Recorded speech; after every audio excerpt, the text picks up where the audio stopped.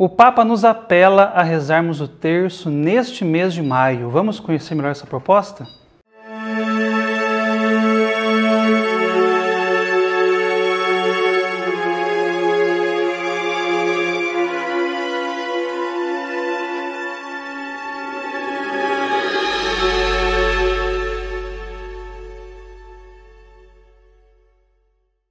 Olá, salve Maria, sejam todos bem-vindos ao programa Nossa Igreja Católica. Eu sou Mário Boldrini e quero te convidar a conhecer melhor a nossa fé, muitas curiosidades e informações sobre a Igreja de Cristo. Já lembrando que se você não é inscrito no canal Rosa Mística Pinhal, você pode se inscrever e ativar todas as notificações, tá? E ficar por dentro do que acontece aqui na Paróquia do Divino Espírito Santo e Nossa Senhora das Dores. Você pode também curtir a nossa página no Facebook e também mandar as suas sugestões, dúvidas, críticas, elogios, enfim, o que você quiser mandar para nós pelo 3651-3046, que é o WhatsApp aqui da paróquia e também o telefone da nossa secretaria, tá? Contribua com o nosso programa, mande a sua pauta, mande a sua sugestão para nós, tá joia? Dito isso, então, vamos para o nosso tema de hoje. Muito se fala nos meios de comunicação social, nas redes sociais, inclusive nas mídias católicas, que o Papa nos convoca para uma maratona nesse mês de maio, não é? A palavra mesmo foi essa, maratona de oração do Santo Terço nesse mês de maio, suplicando, né, que Maria possa interceder por Deus a nós pelo fim dessa pandemia. Então, com esse programa de hoje, vamos conhecer um pouquinho essa proposta do Papa para nós sabermos o que ele quer, né, o que ele pede de nós para esse mês de maio desse ano de 2021. Né? A pandemia está crescendo, nós estamos vendo aí os números, embora estejam um pouco aí parados, assim, né, está um declínio, aliás, da pandemia, mas nós ainda estamos correndo riscos, né? E o Papa pede a Deus e pede a todos nós, cristãos católicos, que rezemos o terço, suplicando a Maria pelo fim da pandemia. Então, como é que funciona? Como é que é a oração do terço, né? Sabemos que o terço, ele é o saltério evangélico. E por que é o saltério evangélico? No começo, né, quando as pessoas ainda não tinham tanto acesso à leitura e tanto acesso à escrita, eram pouquíssimas pessoas que conseguiam ler, não é? Inclusive a Bíblia, o livro sagrado e inclusive os Salmos, não é? Então o terço surge justamente nesse momento em que as pessoas iletradas, não é? E todo o povo de Deus aí troca a leitura dos 150 Salmos da Bíblia pela récita das 150 Ave-Marias, porque até então nós conhecíamos apenas 3 grupos de mistérios, né? Os mistérios gozosos, os mistérios dolorosos e os mistérios gloriosos. Juntando todos esses 3 terços, né, que daria um rosário, tinha-se as 150 Ave-Marias. Então é por isso que o terço ele é conhecido como o saltério angélico.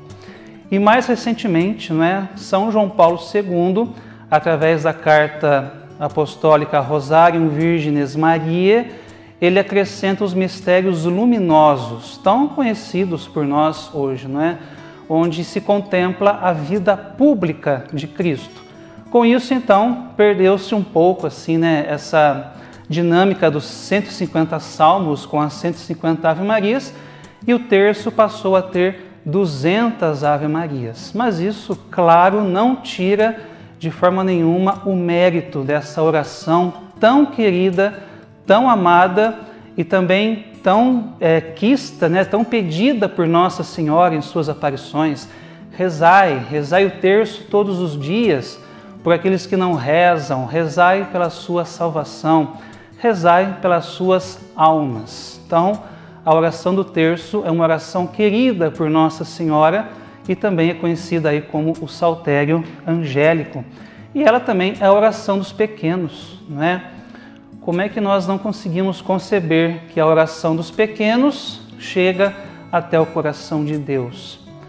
Quando nós nos fazemos pequenos, quando nós nos colocamos nesse lugar de filhos de Deus e filhos de Maria, quando nós nos deitamos no colo de Maria, como filhos pequenos mesmo, né? Que muitas vezes não sabemos nem como pedir e nem o que pedir, é essa pequena oração dos nossos corações que agrada a Deus. Então, quando nós recitamos a oração da Ave Maria, quando nós meditamos na vida de Jesus, quando nós colocamos, né, essa reflexão acerca dos mistérios da vida de Cristo, colocamos aí também as nossas intenções, pensamos em tudo aquilo que nós queremos que Deus possa olhar para nós. E essa oração pequena, essa oração simples e singela, é a oração que chega até o coração de Deus. E com certeza sabemos que essa reza do terço, né, todos os dias, o Papa nos propõe pelo fim da pandemia. E como já havia dito, a pandemia, embora esteja um pouco aí estacionada, como nós vemos nos veículos de comunicação, sabemos que ela ainda está matando pessoas, fazendo vítimas, e com isso o Papa deseja que nós nos unamos em oração. Então, todos os santuários, pelo menos os santuários mais conhecidos do mundo, cada dia do mês de maio vão rezar o seu terço e será transmitido pelas mídias sociais, né, pelas redes sociais do Vaticano, sobretudo o Vatican News, que é o veículo de comunicação principal do Vaticano, do Papa, inclusive, não é? Inclusive, o Santuário Nacional de Aparecida, aqui no Brasil, vai rezar o terço no dia 6, né? Então, você pode acompanhar a reza do terço desde o Santuário de Aparecida no dia 6 de maio, tá joia? Acompanhemos todos os dias e, gente, vamos nos empenhar, né? Nós somos católicos, participamos, nós cremos na nossa fé, cremos que Jesus é o nosso Salvador e sabemos da importância de acreditar em Deus. Sabemos da importância de pertencer a uma religião, sobretudo a religião católica. E nós não podemos ficar parados, né, nesse meio tempo. Claro que muitos cristãos, inclusive, né, os religiosos, religiosas aí, rezam todos os dias pelo fim da pandemia, né? Devemos pedir pelo fim da pandemia e, sobretudo, neste tempo em que o Papa nos convoca. Olha que só aqui, que sentimento católico mesmo, né? É o Papa que está nos convocando para nós rezarmos pelo fim dessa pandemia. E nós, fazendo isso, podemos, claro, redescobrir o que significa a oração do terço, sobretudo nesses tempos difíceis em que nós estamos vivendo. Muita gente diz, né, isso não é mentira, né, eu já ouvi muita gente dizer que o terço é uma oração chata, é uma oração monótona, é uma oração enfadonha, em que a gente repete ali 10 Ave Marias num mistério, repete 50 Ave Marias dentro de um terço inteiro, e isso se torna um pouco chato, não é?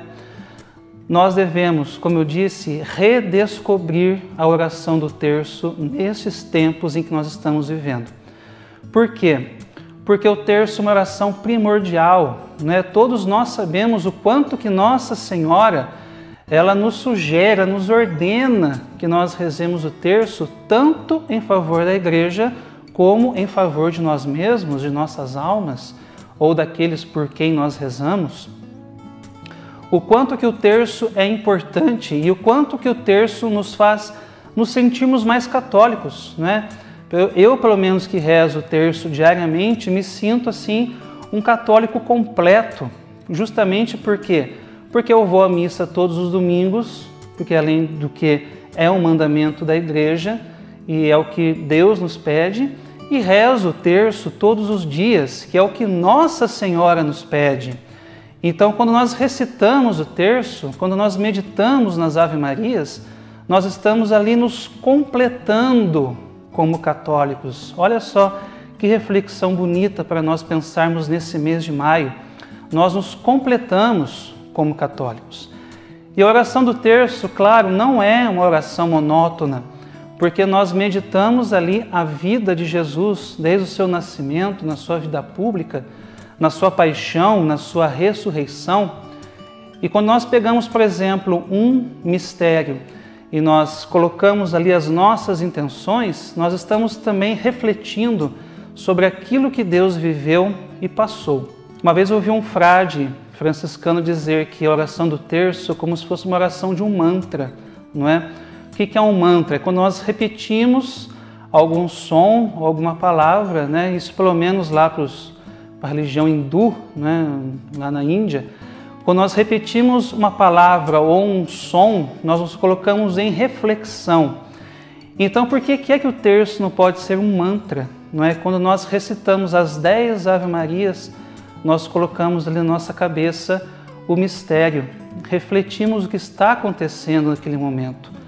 Quando nós contemplamos, por exemplo, o nascimento de Jesus no terceiro mistério gozoso, nós, enquanto rezamos as 10 Ave-Marias, podemos ir imaginando o que aconteceu, como que Nossa Senhora deu à luz, podemos perceber as dores do parto de Nossa Senhora, podemos perceber como São José auxiliou Maria nesse momento, na hora dela.